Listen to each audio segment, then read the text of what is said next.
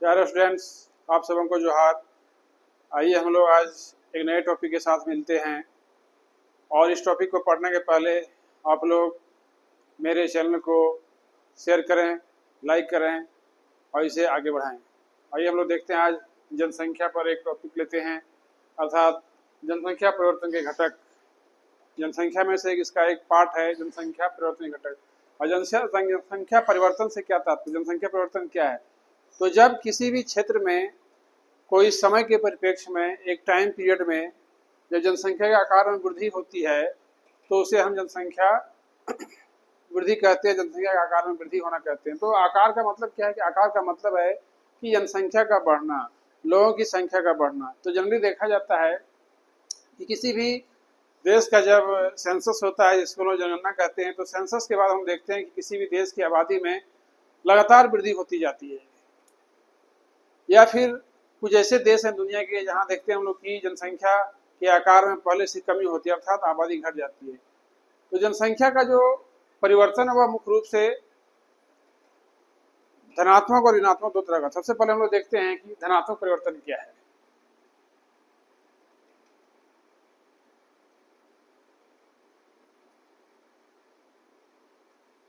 इसे हम लोग बोलते हैं पॉजिटिव ग्रोथ। इसमें क्या होता है कि दिए गए समय में, मान लेते हैं हम लोग समय हम लोग का 10 वर्ष, क्योंकि 10 वर्ष में हम लोग जनगणना सेंसस करते हैं। तो 10 वर्ष के दौरान जब हम लोग नेक्स्ट बार जब सेंसस करने जाते हैं तो देखते हैं कि उस क्षेत्र की आबादी पहले की तुलना में बढ़ी हुई नजर आती है। ठीक है, तो जनसंख्या यदि पहले की तुलना में बढ़ जाए, उसमें वृद्धि हो जाए, उसमें और लोग शामिल हो जाएं, तो वैसी वृद्धि को हम लोग बोलते हैं धनात्मक वृद्धि कहते हैं, पॉजिटिव ग्रोथ कहते हैं। ठीक है, तो दुनिया के अधिकांश देशों में यह वृद्धि देखी जाती है। ठीक है, तो इस वृद्धि का कारण क्या है? इसका सबसे मुख्य कारण है कि जन्म दर का मृत्यु दर से ज्यादा होना। कि जहाँ जन्म दर क्या है, उच्च है, और उसकी तुलना मृत्यु दर कम है, मरने की संख्या कम है, तो टोटल आबादी में क्या होगा? Positive growth. वैसे उदाहरण के लिए सपोज मान लेते हैं कि एक वर्ष लेते हैं, एक वर्ष में कहीं पर क्या है 100 लोग जन्म लिए, 100 लोग का बर्थ हुआ, और हमने देखा कि वहां पे क्या है 80 लोग का डेथ हुआ, तो क्या होगा? 20 आदमी जो है सो क्या है बढ़ गए। तो इस तरह की वृद्धि को क्या बोलेंगे हम लोग? पॉजिटिव ग्रोथ कहेंगे, क्योंकि यहाँ पर क्या है वृद्धि हो रही, तो क्या है धनात्मक वृद्धि की ओर जा रही है। ठीक है, दूसरा हम लोग का है ऋणात्मक। ऋणात्मक भी क्या है, एक तरह का वृद्धि है, लेकिन यह क्या है जनसंख्या के कम होने से है ना। तो इसमें क्या होता है कि देखते हैं हम लोग कि जस्ट इसका उल्टा होता है कि दिए गए समय में या 10 वर्ष के दौरान यदि क्या है पहले की तुलना में आबादी में कमी हो जाए, तो अब यहाँ भी क्या है आबादी घट रही है, इसमें भी क्या है एक तरह का गति है। तो इस वृद्धि को हम लोग बोलते हैं ऋणात्मक, नेगेटिव ग्रोथ करते हैं। तो दुनिया के वैसे देश जो बहुत ज्यादा विकसित है या डेवलप कंट्री में ही गिने जाते हैं, तो वैसे देशों में हम लोग नेगेटिव ग्रोथ देखते हैं। आबादी वहां पर क्या है घटी हुई नजर आती है अगले 10 वर्षों में। ठीक है, अर्थात यहाँ पर क्या होगा, यहाँ पर जो हम लोग का बर्थ रेट है वह क्या होगा? कम होगा, और डेथ रेट क्या होगा? ज्यादा होगा। तो क्या होगा? आबादी में क्या है कमी प्रतीत होगी, जनसंख्या में क्या है ऋणात्मक वृद्धि। ऐसी वृद्धि को हम लोग नेगेटिव ग्रोथ के नाम से जानते हैं।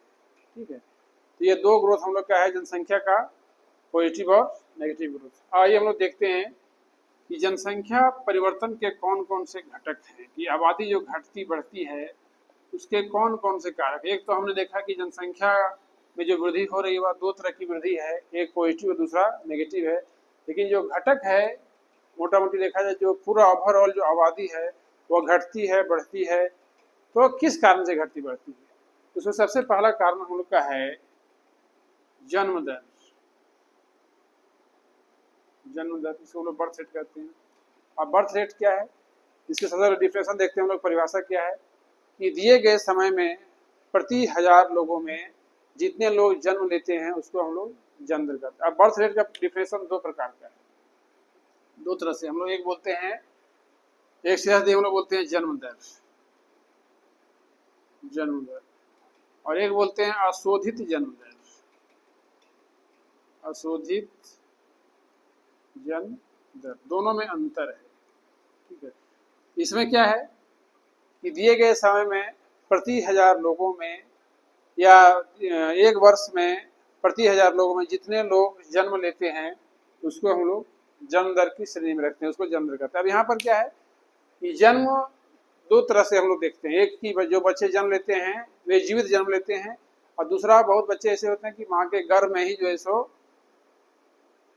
किसी कारणवश मर जाते हैं, तो वो भी बच्चा किसी न किसी तरह से उसको भी माँ के पेट से बाहर निकलना पड़ता है। तो इस तरह के जन्म दर को हम लोग birth rate, general birth rate, सामान्य जन्म दर कहते हैं इसको लोग। एक बार फिर से देखते हैं कि एक वर्ष में प्रति 1000 लोगों में जितने बच्चे जन्म लेते हैं उसको हम लोग जन्म दर कहते हैं। ठीक है। दूसरा हम लोग का अशोधित जन्म दर, इसको हम बोलते हैं crude birth rate. Crude birth rate, crude birth rate CBR कहते हैं। क्या क्या है, तो इसकी परिभाषा इससे बिल्कुल अलग है। इसमें क्या है कि एक वर्ष में प्रति 1000 लोगों में जितने जीवित बच्चों का जन्म होता है उसको हम लोग अशोधित जन्म दर कहते हैं, क्रूड बर्थ रेट कहते हैं। यहाँ इसमें हम लोग मर गए बच्चे गर्भ में उसको हम लोग शामिल नहीं करेंगे। इसमें जो जीवित बच्चे जन्म ले रहे हैं उसको हम लोग इसमें शामिल करते हैं अशोधित जन्म दर, क्रूड बर्थ रेट। ठीक है।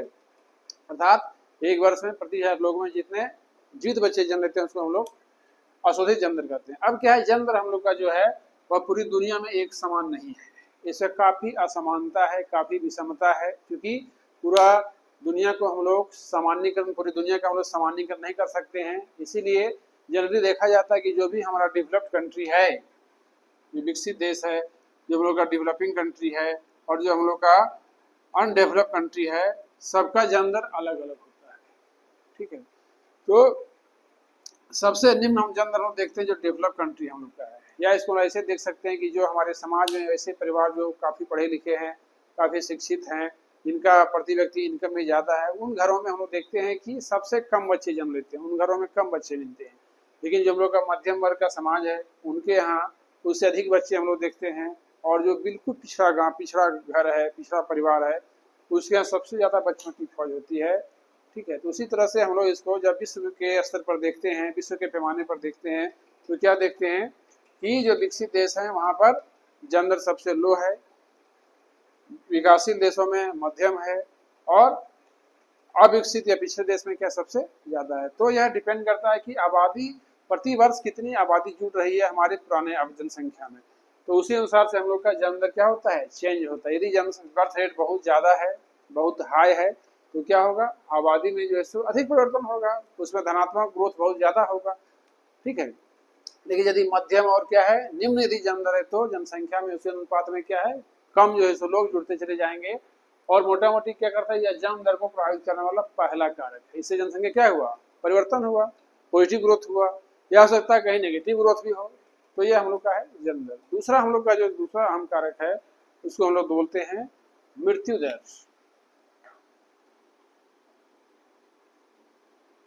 मृत्यु दर को बोलते हैं डेथ रेट। अब यहाँ पर क्या है डेथ रेट में, कि जिस प्रकार से हम लोग देख रहे हैं कि जन्म दर है, उसी प्रकार से हम लोग का मृत्यु दर है। मान लेते हैं सपोज दैट कि कहीं की आबादी 10,000 है। ठीक है, 10,000 लोग हैं, और किसी कारणवश वहाँ महामारी आ गया, या भूखमरी आ गया, भूकंप आ गया, या कोई भी पेंडेमिक आ गया जिसको लोग महामारी कहते हैं, तो उसमें से मान लेते हैं कि 5,000 लोग मारे गए। तब क्या होगा इसका रिजल्ट यह होगा कि मात्र वहाँ पर क्या है 5,000 लोग ही क्या होंगे, जीवित पाए जाएंगे। तो हमने क्या देखा कि हमने देखा कि पहले की तुलना में जनसंख्या में क्या हो गया, परिवर्तन हो गया। जो पहले आबादी 10,000 की थी उसको में जन्म दर, मृत्यु दर के कारण, या मृत्यु दर चाहे जिस कारण से भी रहा हो, वहाँ 5,000 लोग मारे गए एकाएक। तो क्या हो, जनसंख्या में परिवर्तन हुआ। इसको क्या बोलेंगे, नेगेटिव ग्रोथ से बोलेंगे कि जनसंख्या में परिवर्तन हुआ। कैसा परिवर्तन होगा, नेगेटिव परिवर्तन हुआ। ठीक है। तो इसका डिफरेंस हम लोग बोलते हैं कि प्रति 1000 लोगों में एक वर्ष में जितने लोग मरते हैं उसको हम लोग बोलते हैं अशोधित मृत्यु दर कहते हैं। यहाँ पे जनरल परिभाषा इसका है कि crude death rate, CDR means crude birth rate, की प्रति 1000 लोगों में एक वर्ष में जितने बच्चे मरते हैं उसको हम लोग अशोधित मृत्यु दर कहते हैं। और उसी प्रकार से हम लोग का है, सिर्फ यदि मृत्यु दर कहेंगे तो इसमें हम लोग का दोनों शामिल होगा, बच्चे भी शामिल हैं, कुछ लोग यौवनावस्था में मर जाते हैं, जो लोग बुढ़ापा में मरते हैं, तो उसको मिला जुला के हम लोग डेथ रेट या मृत्यु दर कहते हैं। तो दोनों तरह से देखा जाए तो अशोधित मृत्यु दर ही हम लोग का है और सिंपल मृत्यु दर है। दोनों क्या करता है, जनसंख्या को परिवर्तन करता है। अब क्या हम लोग देख रहे हैं कि जो हम लोग का जनसंख्या में परिवर्तन है, जो चेंजिंग है, वह मोटा मोटी हजारों की संख्या में है। लेकिन जो तीसरा सबसे अहम कारक है हम लोग का है, उसको हम लोग बोलते हैं प्रवास कहते हैं। उसको हम लोग अलग से पढ़ेंगे, चूंकि प्रवास को डिटेल में भी पढ़ना है हम लोग को, प्रवास क्या है।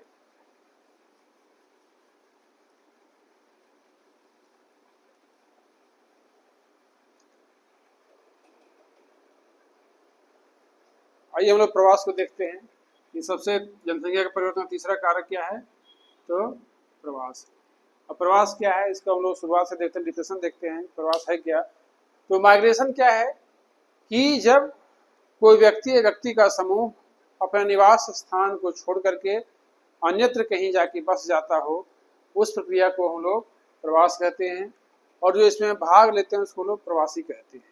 ठीक है, तो किस कारण से लोग अपने निवास स्थान को छोड़ते हैं, तो चाहे कारण जो भी रहा हो, चाहे कारण शिक्षा का हो, चिकित्सा का हो, रोजगार का हो, या शादी विवाह के उपरांत हो, कोई भी कारण हो, लोग क्या अपने स्थान निवास स्थान से अन्यत्र जो सो प्रवास करते हैं। उसे हम लोग क्या बोलेंगे, मतलब वहां से निकल जाते हैं, उसको लोग प्रवास करते हैं। अब प्रवास हम लोग दो तरह का देखते हैं, एक हम लोग बोलते हैं अप्रवास और दूसरा हम लोग का है उत्प्रवास।